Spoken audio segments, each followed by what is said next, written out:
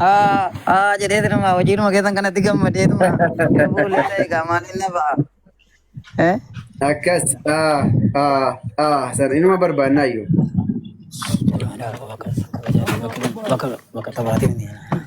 Akkasi wallahi hojiin keessa waan nama mirkaansu waan nama kofalchiisu waan keessa namaatti gammachiisudha.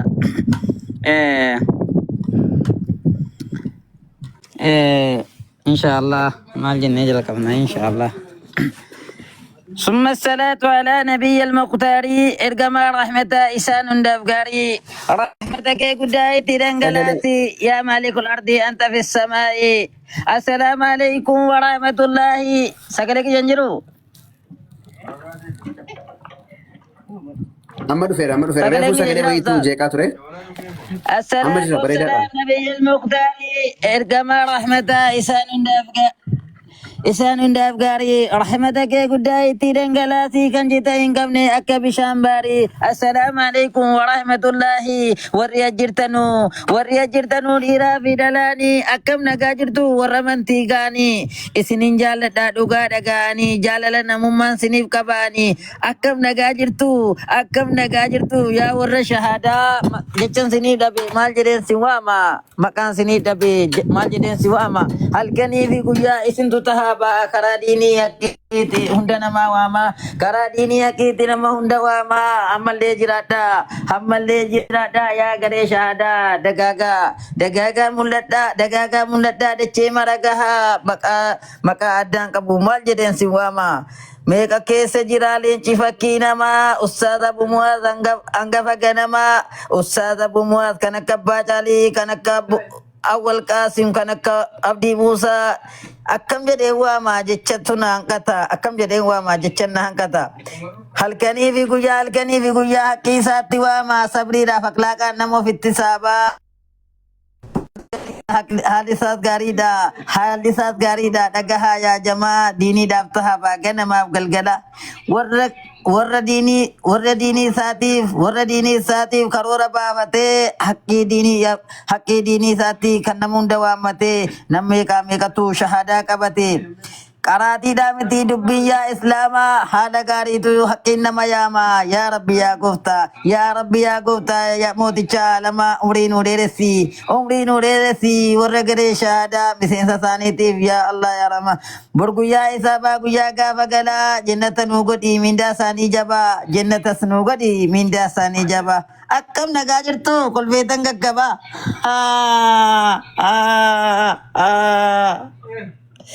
maafan hin kolfine mee maaliifan haaraa jara talkaniif guyyaa diiniitti as yaama jecha bareeffatee qawlii rabbalaalaa qur'aanaaf hongeelaa walma bira kaa'aa kottaa jedhee waamee falmisiisee nama meeqaatamii shahadaa qabsiise kanaaf kolfaa kanaafan gammadaa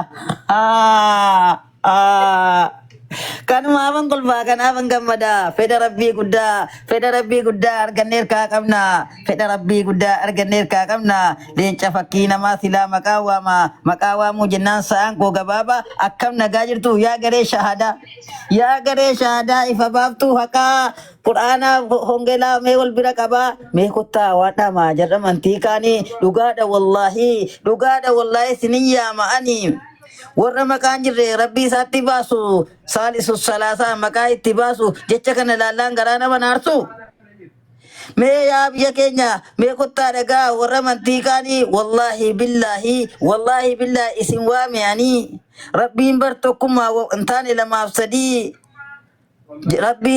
rabbiin bar tokkummaa hin taane lama sadii rabbiin eessa fuudhee jaartiif ilmoo qabaa jecha kana laallaan qalbiin koona cabaa utuu waaqa ta'e Iisaa ibni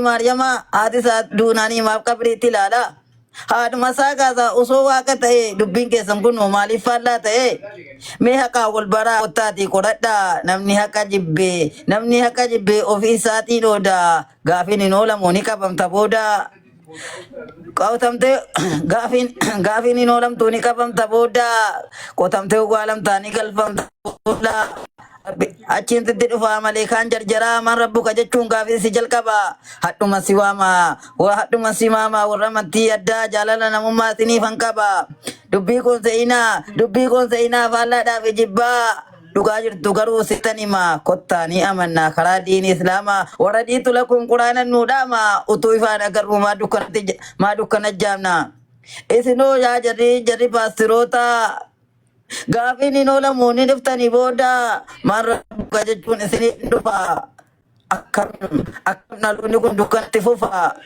sila waa'ee keessan baay'iseen dubbadha dubbii koo fahamaa keessatti hubadha hadhaa waa'ee kanaa asittan qaba ajamtoota dhaggeeffatoota keenya oduu sa'aatii kanaa isinitti himnaa oduu wajjin nama furqaanim gamtaan garee shahadaa jedhamuudhaan maqaa isaa moggaafatee miidiyaa kanarratti beekamtii fi mul'ata guddaadhaan hojjetaa jiraachuun isaanii dhaga'ame. Isaan keessaa adda dureen ta'an leenca fakkii namaa Ustaaz Abuu Mu'aaz nama 8,000 ol gara garee shahadaatti waamuun isaanii dhaga'ame. Kan akka Ustaaz Abdii Muusaa amala qabeessaa fi haala gaariidhaan saba isaatiif tahabaa jiraachuun arbaa shiriinsaa osoo hin dadhabne garsiisaa banee kaa'uudhaan namoota hedduu itti affeeraa jiraachuun uummata haqaan jibbaniif dhukkuba ta'umsaa dhaga'ame. Kanuma malees Ustaaz Awwal Qaasim muuziqataa bashaashaan lifaatii hedduu keessa bahuudhaan garee islaamummaa fi namummaa isaanii baachuun isaanii torban kana dhaga'amuun isaanii torban darbe haala waadhaan kabajamuun isaanii dhaga'ame. Bal'ina oduu kana akka ta'an sunitti isinii dhiyeessa gara Zumaraa Raayyaatti isin dabarsa waan dhaggeeffataniif galatoomaa.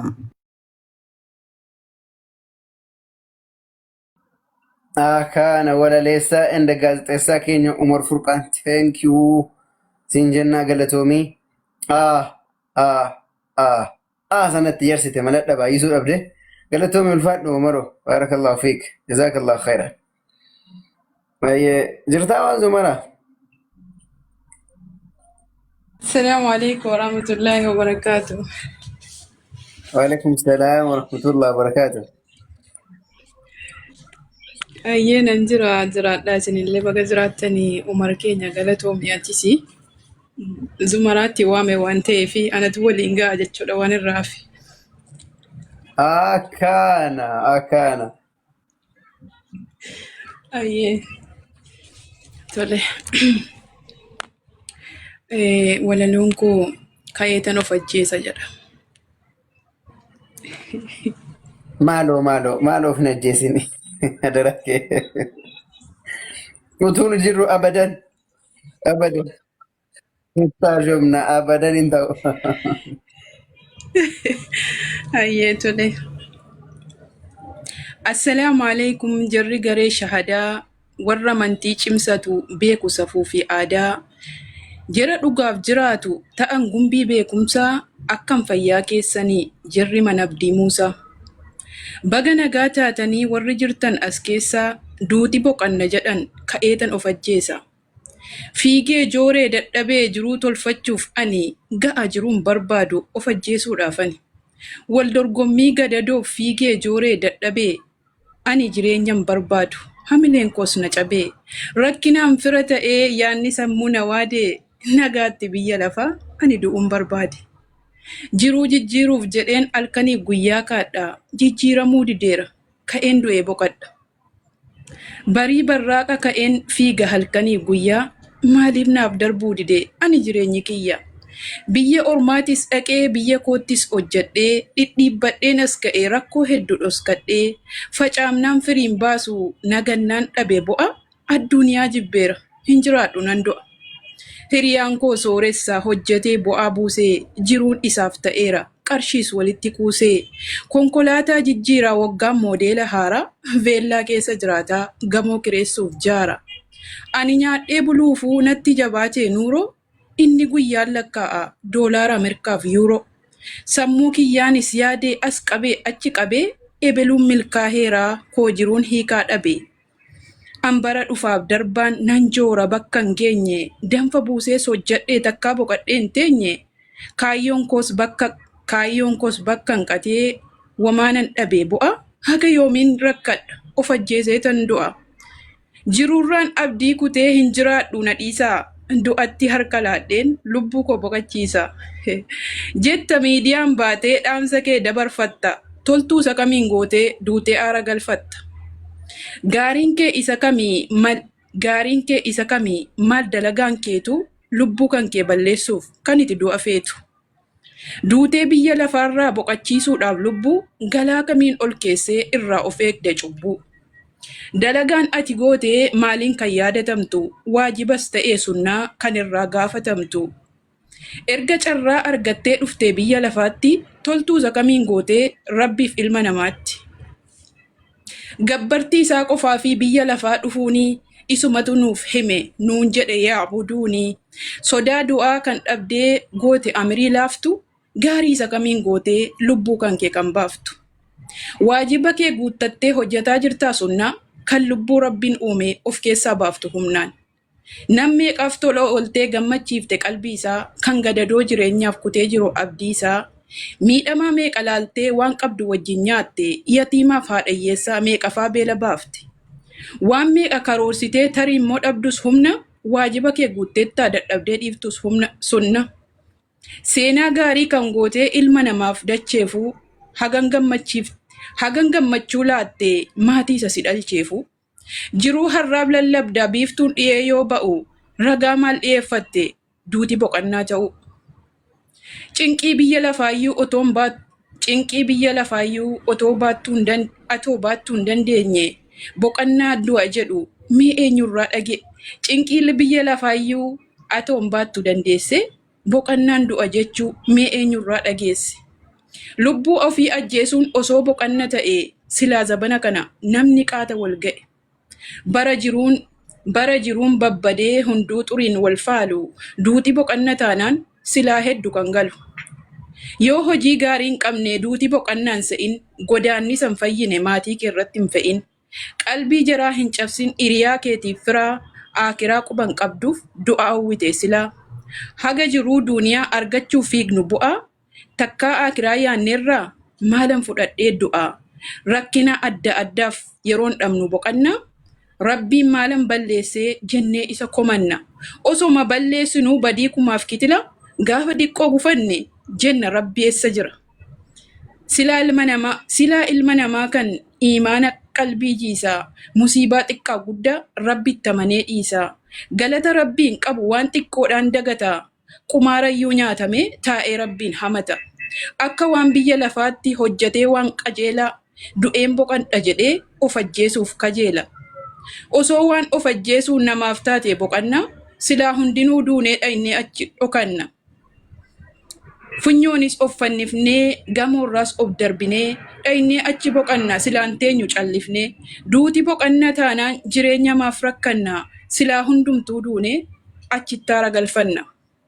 Lubbuun Rabbinuu uumee balleessuunuu salphaatti badii dhiifama hin qabne of yakkuudha. Badii dhiifama hin qabne of galchuudha yakkatti. Osoo qalbii qabaattee duuti sodaa feesisaa. Gaafii maal gaafatameen achitti immoo deebisaa. Dalagaan kiyya maali kanan fudhadhee dhaqu gaafa qaamni sodaadhaan ashaboo ta'ee baqu. Gaafa osoo dubbii beekuu dubbachuun mirga dhabu yeroo homaan dubbanne arrabni kiyyas cabu. Huccuu ani hin filannee gaafa isaan naaf bitanii akka waanan maraadhee qaama kiyyas hidhanii. Maatii hiriyaa firrii ofirraa nadheessanii gandan dhaqee hin beekne dirqamaan nageessanii.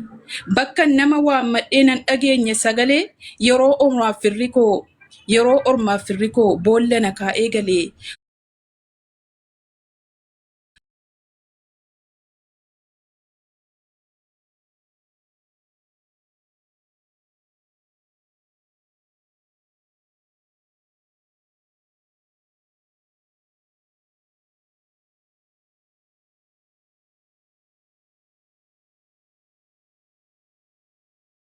Hayyuu dagadhee duuti boqannan jedhu. Ulamaa'iif sheekoliin du'a hin tuffatanii sodaa Rabbiitiif boo'aa isheerraa dubbatanii ibaadaa jabeessanii fuula Rabbii dhaabbatu zambii xiqqaa fi guddaa araarama gaafatu aakiraa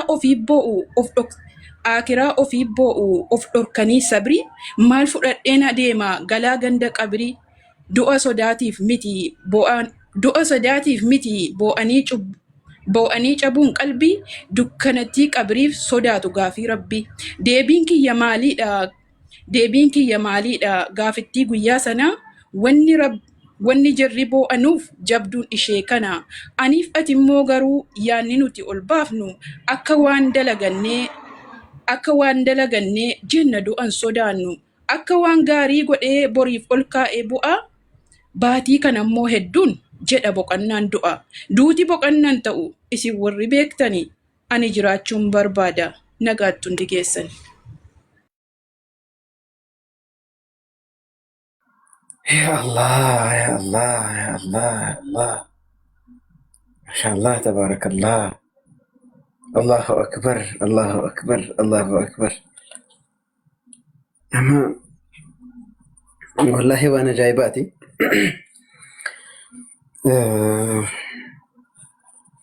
Waan jedhanis nama dhiba. Yeroo takka takka wanni gariin humna namaatii ol ta'a. Dhugaa dubbachuudhaaf walaloon kun amma humna kiyyaa oli. Saabititti rifeer godheeraan saabita dubbatu. Waa walaloo kanneen isa beekanarra inni haa dubbatu. Saabit jirtaa? Jira wallahi na badana ajaa'ibaadha. Rabbiin jechuun walalooni kun dhaqee mana rukutuu qofa miti beektaa? Namni yeroo baay'ee mana rukutuu qofa laala.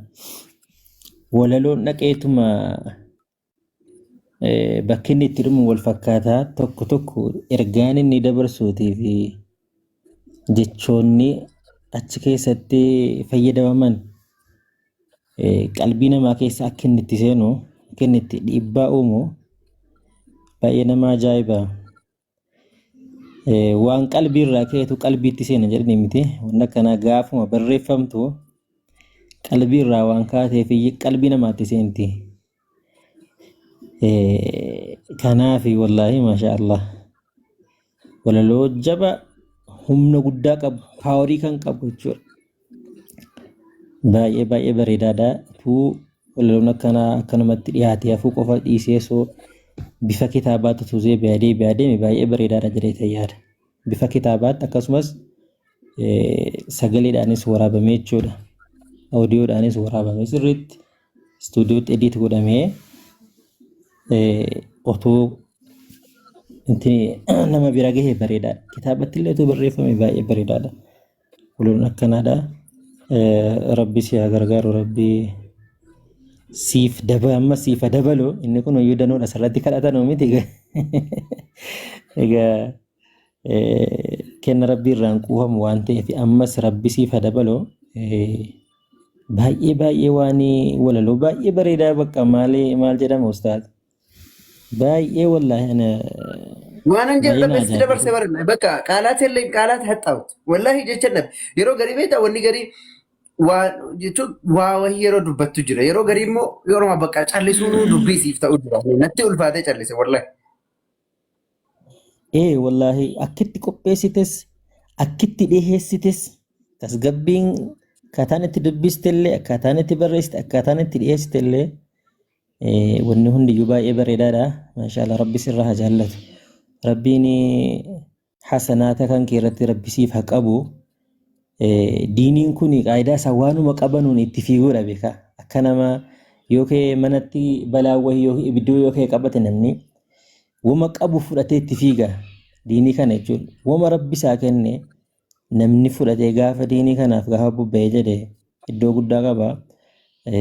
Kun wallahi ergaa baay'ee guddaa waan baay'ee bareedaadha. Itti cimuun namoonni akkanaa isinis namoonni biraallee jechuudha. Ani nashidaadhuma kana barreessuudhaaf yoo nan itti ka'e walaloo kana tuttureeraanis waggaa 10 waan akkanaa waltajjii adda addaa irratti namoonni heessa garuu itti xiyyeeffadhee hin hojjedhu bakka yeruma tokko qofa karuma darbaafaa waan akkanaatti gora malee ittiin xiyyeeffadhu hin ture. Dhiheenyuma kana ayata quraanaa tokko ofuma na ajaa'ibee maal jedhama wabtaghi fiimaa aataaka Allahu ad-daara al-aakhira jedha. وابتغي فيما آتاك الله الدار الآخرة جل يروبا يواني نوبرا جيرو والرب نوبرا قبو ديسني غافا أكا أبلوسنا تاني إدوسنا جيني ديني هجنا غافا أكا أبلوسنا كابيني كنا هوراني كنا غونا غافا أكا أبلو تيمو برنوتا كنا غافا تمري غافا زركا كنا جيني غافا علمي كنا كراني غافا كستاني أكستاني yoon akkas ta'een diiniidha hojjedha yoon akkas ta'een biyyaa hojjedha kan jedhutu mataa namaa keessa jira jechuudha.